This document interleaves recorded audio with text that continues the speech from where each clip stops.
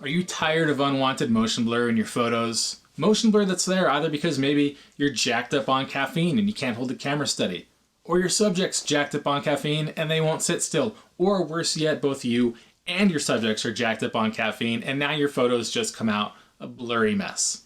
Well, have you tried Auto ISO to compensate for this? Auto ISO is an incredibly useful, yet in my opinion, underutilized feature found in many of today's digital cameras. And while this video is going to be specific to Fujifilm X series cameras, the same concept can apply throughout every other camera manufacturer out there. So just check your specific camera manual for details on how you can apply this feature to your digital camera. So what Auto ISO is, it's essentially a pseudo shutter priority mode. So instead of you telling the camera to operate at a specific shutter speed, you're going to tell the camera never to go below a minimum shutter speed. Don't go any slower than this. And you're going to do that either to freeze what is happening in front of your lens or freeze any kind of camera shake from hand holding the camera. And in order to do that, you're going to tell the camera to operate within a certain ISO range in order to maintain that minimum shutter speed. So now how does Auto ISO actually work? In order to visualize what is happening between the relationship between ISO and shutter speed, I just want to simulate what is happening using one single photo. I'm going to reduce the brightness of that photo so that you can see how the ISO and shutter change with changing lighting conditions. So on a really bright day, your camera is probably just fine, getting a good exposure at the minimum ISO and well above your maximum shutter speed. Now as that light starts to fade, your camera is going to need to decrease the shutter speed to account for that decrease in light.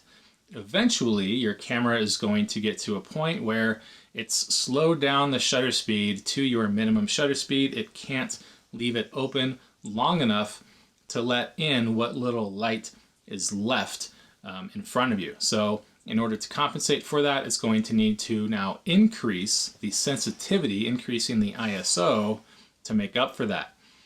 So it's going to keep increasing the ISO at your minimum shutter speed, and now it's going to get to a point where you are at your maximum ISO and your minimum shutter speed.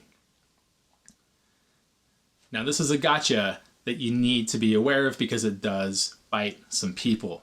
When your camera has now reached your minimum shutter speed and your maximum ISO and it's still not bright enough, it's underexposed, the camera is going to favor your maximum ISO and honor that. It will never go above your maximum ISO, but it will go below your minimum shutter speed. So in really dark scenes, you may actually get shutter speeds slower than what you have set for the minimum as the camera tries to get a good exposure. So to counteract for that, you either need to set a higher maximum ISO or try to open up your aperture, which would be the first thing that I would do if you could do it. Now, thankfully, Fujifilm recognizes that not every photographer shoots the exact same subject matter day in and day out. So they've given us 3 different Auto ISO programs that we can tailor to our own specific needs. Now, I'm going to let you inside of my head, which can be a dangerous place to be, but I just want to walk you through my thought process and how I figured out how to set up my 3 Auto ISO programs, and then you can use that same process to tailor it to your own style of photography.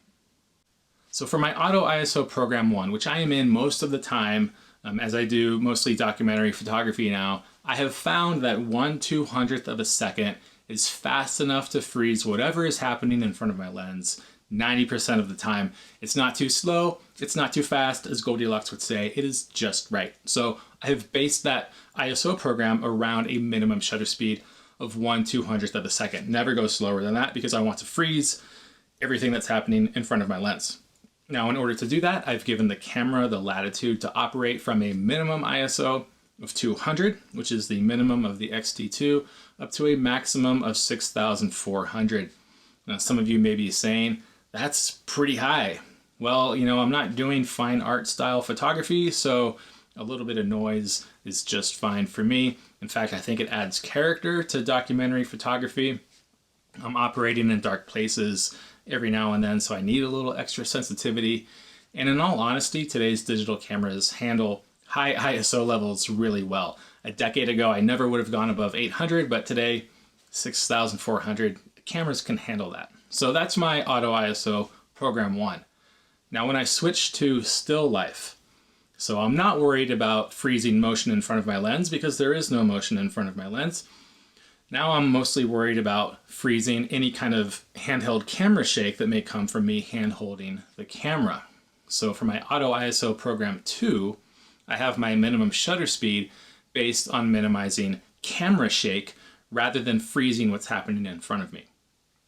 So for this program, I use the inverse focal length rule for the minimum shutter speed. If you've never heard what that is before, imagine you have a really long telephoto lens, 200 millimeters, for example. You're magnifying everything, including motion in the camera. So any slight shake that you have with the camera is going to be magnified in that image. And so you need a much faster shutter speed to freeze that motion. So with a 200 millimeter lens, a minimum shutter speed of 1/200th of a second is a good place to start for freezing that. Now if you have a wide angle lens, say 15 millimeters, that kind of motion from handheld shaking isn't going to be as apparent. So you can get away with a much slower shutter speed. 15 millimeters, 1/15th of a second is a good place to start. Now, how am I going to do this programming Auto ISO into my camera if I'm changing focal lengths all the time? Well, Fujifilm can read the focal length of your lens and dynamically adjust your minimum shutter speed based on your current focal length. And this is called auto shutter speed when you're programming Auto ISO. As you zoom in, it's going to give you a much faster minimum shutter speed, and as you zoom out, it's going to slow down that minimum shutter speed to be roughly equivalent to the inverse focal length rule of thumb. So this is for like my landscape still life type photography. I have reduced the maximum ISO to 1600 to give me a slightly cleaner image, especially now that I'm operating at slower shutter speeds as I mostly shoot these types of photos at wider angles. Now for my Auto ISO Program 3, this is like my emergency. The aliens are landing at night. I need to capture this moment no matter what it takes, so I have increased my maximum ISO to 12,800 and I've reduced my minimum shutter speed to 1/125th of a second. So there may be a little bit of motion blur in these photos, there may be a little more noise, but I've captured this moment and that's all that matters to me when I go into that Auto ISO Program 3. All right, let's take a quick look at how to program Auto ISO in our Fujifilm cameras. The first thing that you're going to want to do is to go into the shooting setting menu, that's the little camera icon, and then find ISO Auto Setting. When you go into ISO Auto Setting, you'll see that list Auto 1, Auto 2, and Auto 3. As you scroll through those, you're going to see at the bottom of the camera display the ISO base, which is the minimum ISO for that program, the ISO limit, the maximum, and that little shutter icon is going to tell you the minimum shutter speed for that ISO program. If you need to change any one of those, just go into the appropriate Auto 1, Auto 2, Auto 3, adjust your default sensitivity, which is the minimum that you want, the maximum sensitivity, and your minimum shutter speed. You'll note that you can't get all minimum shutter speeds. You may not be able to get a minimum shutter speed that is fast enough to freeze what is happening in front of your lens. So if that's the case, you may have to go into shutter priority and just select a much faster shutter speed. So in order to now actually use Auto ISO, you just need to make sure that both your ISO knob and your shutter speed dial are both in automatic. Your aperture control ring can be anywhere, but both your ISO and your shutter need to be in automatic. Now you can override Auto ISO in a pinch. Say if you have 1/60th of a second set as your minimum shutter speed, but something is moving really fast in front of your lens and you want to freeze it. All you have to do is take your shutter speed knob out of auto, put it into a shutter speed that is fast enough to freeze what's happening, and your ISO will still be within that ISO range that you have set for the minimum and the maximum.